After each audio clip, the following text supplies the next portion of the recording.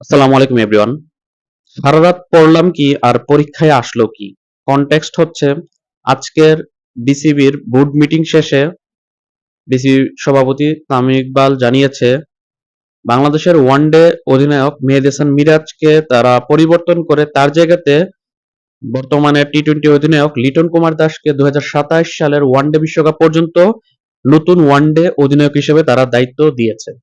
আমি যে কথাটা শুরুতে বললাম সারা রাত পড়লাম কি আর আসলো কি, মূলত এই কথার কনটেক্সট হচ্ছে গত সপ্তাহে আমি একটা ভিডিও করেছিলাম যেখানে আমি বলেছিলাম যে তামিম ইকবাল এবং নাজমুল হোসেন শান্তর পরপর ২ দিনের ২ টা গোপন বৈঠকে কিন্তু আহ মেহেদী হাসান মিরাজের গদি লড়ে যাওয়ার সম্ভাবনা রয়েছে এবং শান্তকে ওয়ানডে অধিনায়ক হিসেবে দেওয়ার হয়তো পরিকল্পনা চলছে।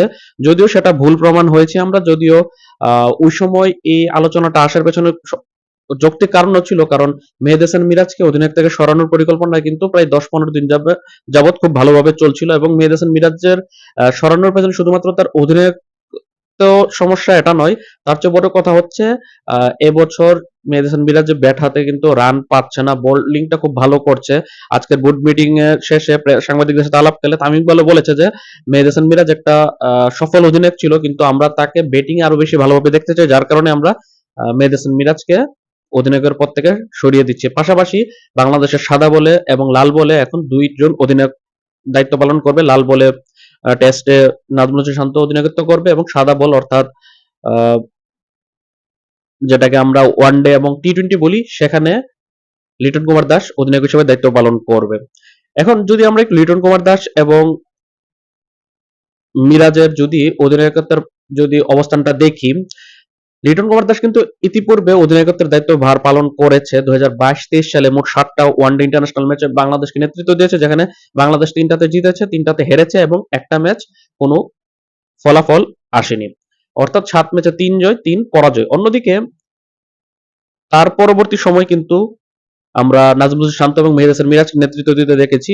শান্তকে কেন দেওয়া হয়নি সেটার পেছনে কারণ এটা হতে পারে ১৪ ম্যাচ খেলে মাত্র ৪টাতে বাংলাদেশকে ওয়ানডেতে জয় লাভ করিয়েছে, ১০টা হেরেছে, এটা একটা কারণ হতে পারে। অথবা ওই যেটা বললাম যে সাদা বল এবং লাল বলে তারা ডিফারেন্ট অধিনায়ক চাচ্ছে, যার কারণে শান্তকে ওয়ানডে অধিনায়ক তারা দেয়নি। অন্যদিকে মেহেদী হাসান মিরাজ ২০২৪ থেকে ২০২৬ পর্যন্ত এই ২ বছর সময়কালে মোট ২৪টা ওয়ানডে ম্যাচে বাংলাদেশকে নেতৃত্ব দিয়েছে, যেখানে ১০টাতে জয়লাভ করেছে, ১৩টাতে হেরেছে, একটা পরিত্যক্ত হয়েছে।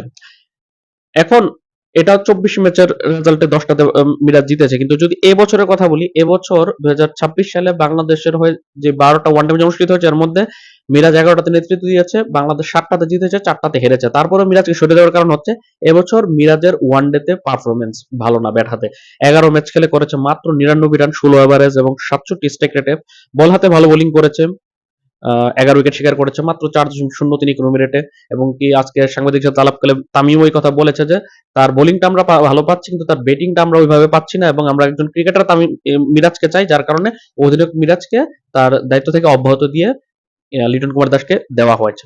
লিটন দাসের এবছরের পারফরমেন্সের কথা বললে, লিটন কুমার দাস এবছর বাংলাদেশের হয়ে ৯টা ওয়ানডে ম্যাচ খেলেছে, যেখানে ৯ ম্যাচ খেলে ৩০০ রান করেছে, ৪২ এভারেজ, ৮২ স্ট্রাইক রেটে, ২50-তে। তাই বলা যায় যে মেহেদী হাসান মিরাজের থেকে ২-৩ গুণ ভালো ব্যাটিং করেছে লিটন কুমার দাস এবছর। শুধুমাত্র মিরাজের অধিনায়কত্ব সরানো হয়েছে শুধুমাত্র যে মিরাজ ভালো অধিনায়কত্ব করছে না অথবা তার প্রতি অনেক বিভিন্ন ধরনের কথা সোশ্যাল মিডিয়াতে হয় সেটার কারণ নয়, মূলত মেহেদী হাসান মিরাজের বর্তমান ব্যাটিং পারফরমেন্সটা আপ টু দ্য মার্ক না, যেটা বাংলাদেশের ২০২৭ ওয়ানডে ওয়ার্ল্ড কাপকে সামনে রেখে সেটা ক্ষতিগ্রস্ত হতে পারে দল, যে কারণে তার উপর থেকে সেই দায়িত্বের বোঝাটা সরিয়ে সেখানে লিটন কুমার দাসকে দেওয়া হয়েছে, যে অলরেডি টি-টোয়েন্টিতে ক্যাপ্টেন্সি দিচ্ছে। পাশাপাশি লিটন কুমার দাস কিন্তু বর্তমানে ওয়ানডেতে ভালো পারফর্ম করছে। এখন শান্তকে না দেওয়ার পেছনে কারণ এটা হতে পারে তার ১৪ ম্যাচে মাত্র ৪টাতে বাংলাদেশ ওয়ানডেতে জিতেছে।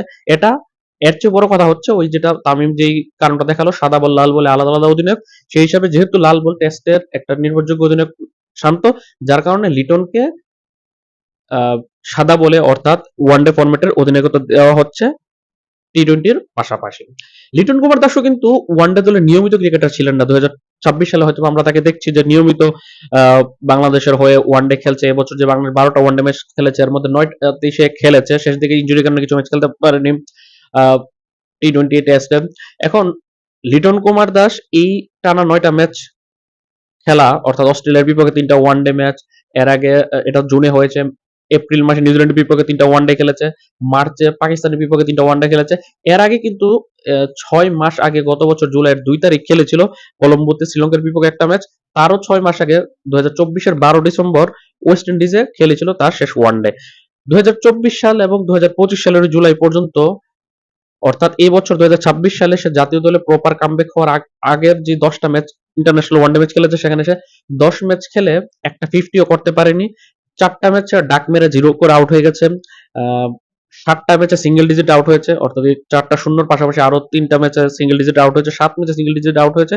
একটাতে 1 রান করে বা 3 রান করে খুব সম্ভবত অপরাজিত ছিল, আরেকটা ম্যাচে 22 এবং 36 রান করেছে।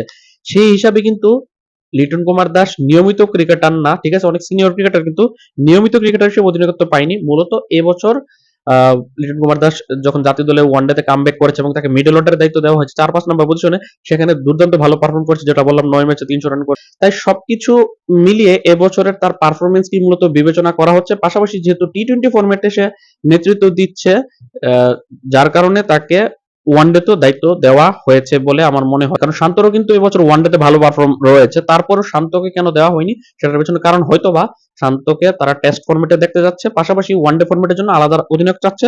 অলরেডি যেহেতু লিটন দাস টি-20 অধিনায়ক হিসেবে এস্টাবলিশ হয়ে গেছে, তাই তারা ওয়ানডে ফরম্যাটেও লিটন দাসকে অধিনায়ক হিসেবে দায়িত্ব দিয়েছে। আপনাদের কাছে কি মনে হয় যে লিটনকে অধিনায়কত্ব দেওয়াটা বেটার সিদ্ধান্ত হয়েছে, নাকি শান্তকে দিলে ভালো ছিল, নাকি মিরাজই কন্টিনিউ করলে ভালো ছিল? আপনার মতামত অবশ্যই, এই যে তথ্য উপাত্ত পরিসংখ্যান দিলাম সবকিছু বিবেচনা করে আপনার মতামত অবশ্যই কমেন্টে জানাবেন। আল্লাহ হাফেজ।